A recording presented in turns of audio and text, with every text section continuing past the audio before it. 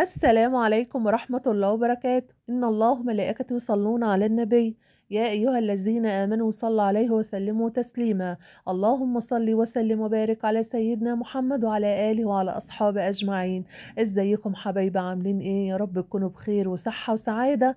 وحشتوني كتير من الفيديو اللي فات، وشكرا على أي كومنت حلو بتكتبوه. ولو أول مرة تشوفني معاك مطبخ مكة للأكلات المصرية، وهاقول لك كل حاجة بكل حب وكل مصداقية. اشترك بس في القناة وفعل زر الجرس عشان يوصلك كل جديد إن شاء الله.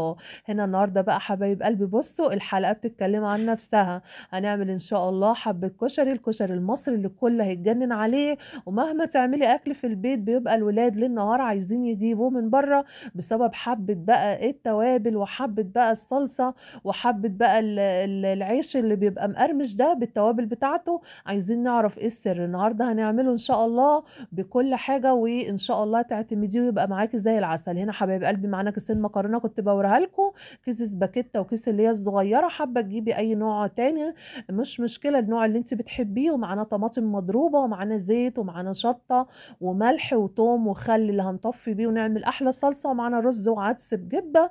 وان شاء الله هنشوف هنعمل ايه وكل المقادير اهي وكل حاجه اقولها لكم حبايب قلبي بكل حب وكل مصداقيه ان شاء الله. جبت حله هنا حبايب قلبي وكنت مولعه عليها، يا دوب الميه تغلي حطينا معلقه ملح عشان نسلق اول حاجه المكرونه، وحطيت معلقتين زيت حبايب قلبي. المكرونه ان شاء الله اول ما تغلي كده معانا الميه ان شاء الله هنحطها علشان ان شاء الله نسويها 3/4 سوا.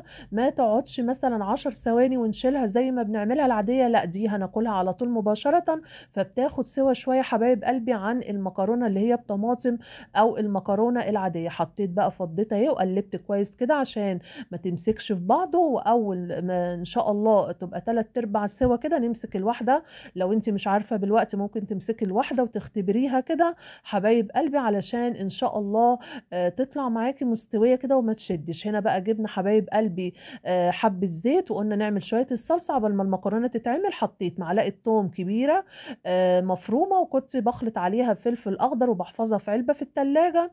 شوحنا الكلام الجميل ده عشان نعمل احلى حبة صلصة. واول ما ياخدوا حبايب قلبي اللون الدهبي بصوا يا دوب التوم ما بيقعدش، حطيت معلقة كبيرة او معلقة ونص خل. دي بقى سر من اسرار الطماطم بتاعتنا، وبتودي بقى الطماطم في حتة تانية. كان معايا كيلو وربع طماطم مش بصفيها، بخليها بقشرها حبايب قلبي عشان بتقلها وبتخليها كده شكلها حلو زي الجاهزة بالظبط.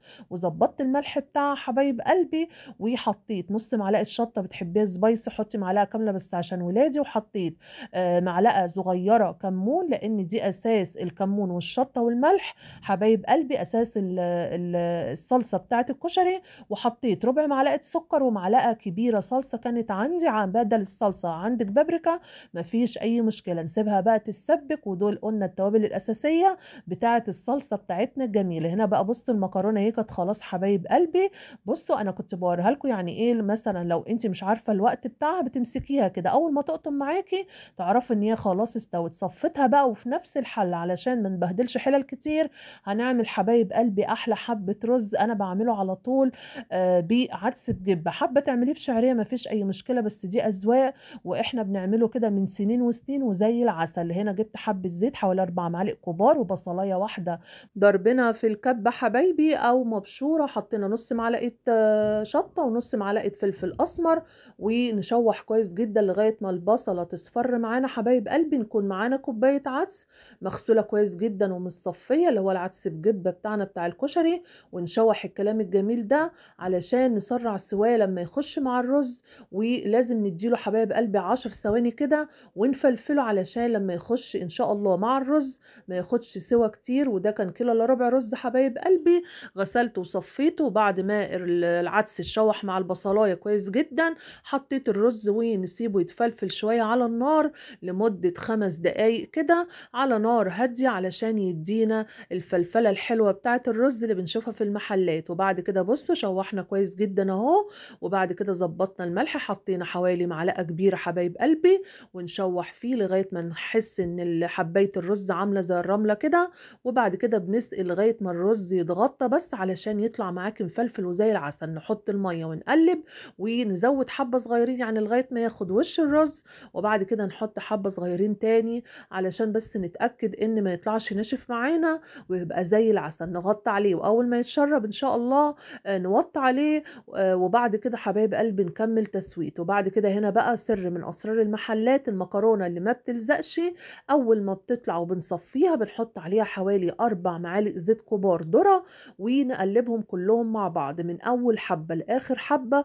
بتفضل معاكي ما شاء الله المكرونة زي ما بنقول كده مش مكلبشة، وبتفضل مفلفلة كده وكل واحدة بعيدة عن التانية. هنا بقى هنعمل شوية العيش العسل اللي بنبقى هنتجنن عليهم وبيتاكلوا قبل الكشري. ده كان عيش شامي اللي هو الوسط مش الكبير او اللي هو بتاع السندوتشات، لا ده كان وسط.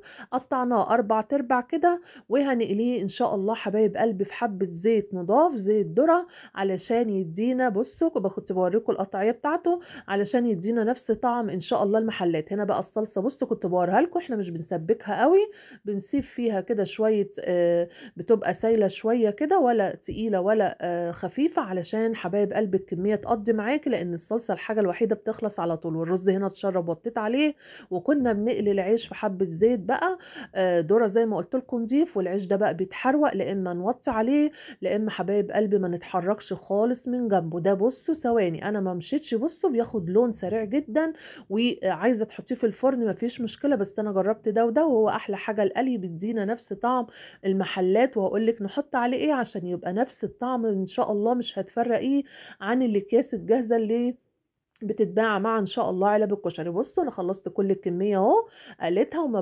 بمشيش من جنبه زي ما قلت لكم، سريع الحرقان اللي هو العيش الشامي ده، لان ده بيبقى اقرب طعم وبيبقى رقيق جدا، والعجينه بتاعته بتبقى رقيقه فبيديكي نفس طعم المحلات. وصفيته على مناديل مطبخ، وهقول لك بقى يلا عشان نحط التوابل اللي بتخليه عسل عسل. هو بقى الكشري كده بيبقى ايدك في كذا حاجه وان شاء الله يطلع معاكي احلى كشري في الدنيا. بص صفيته اهو حبايب قلبي، واول رغيف بقى كان النار عاليه خدت لسوعه شويه، ما يجراش حاجه هو بيبقى لونه بني كده في الاكياس. وصفيته على مناديل المطبخ. وتعالوا بقى نشوف هنعمل ايه بعد ما الصف حطيته في صينيه وهو سخن، وان شاء الله نحط بقى عليه التوابل اللي بتفضل يا بنات لازم وهو سخن عشان التوابل تثبت عليه ويديكي نفس الطعم ان شاء الله. بصوا حطيت ربع معلقه ملح، بص انا ما كنتش بايدي كده عشان يعني ما يطلعش مملح، او انا بحب وسط في المعقول.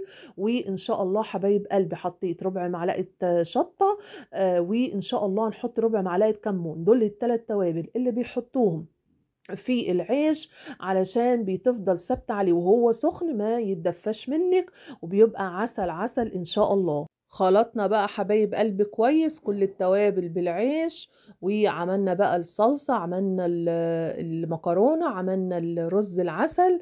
وتعالوا بقى ان شاء الله هنركنه بقى دلوقتي اهو على جنب. وان شاء الله بصوا التوابل اهو كنت بوريكم اهو، بصوا بتفضل ثابتة عليه ما بتتشالش، ونفس الطعم يا بنات ان شاء الله مش هتفرقوا. بصوا المكرونة اهي والعيش والرز زي ما قلت لكم والصلصة. تعالوا بقى نعمل شوية دقة عسل. هنكون ان شاء الله جايبين معلقه توم كبيره، ونكون مسخنين كاتل ميه، لا اما مسخنين ميه على النار لا اما غاليين لتر ميه في الكاتل.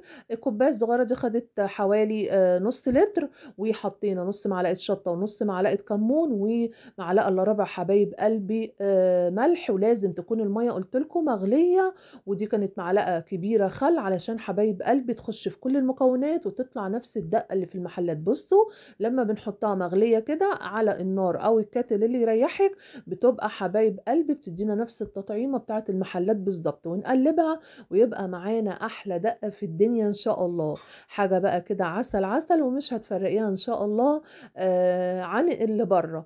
احلى بقى اشتراك واحلى بقى لايك لامه مكة ومطبخ مكة عشان يوصلك كل جديد. بصوا انا حاجتي اهي كلها جاهزة، والمكرونة مفلفلة وزي العسل، وهوريكم دلوقتي بقى واحنا بنغرف. بصوا بقى الرز بقى خلاص استوى استوى معانا هنا وكنا خلاص بنغرف.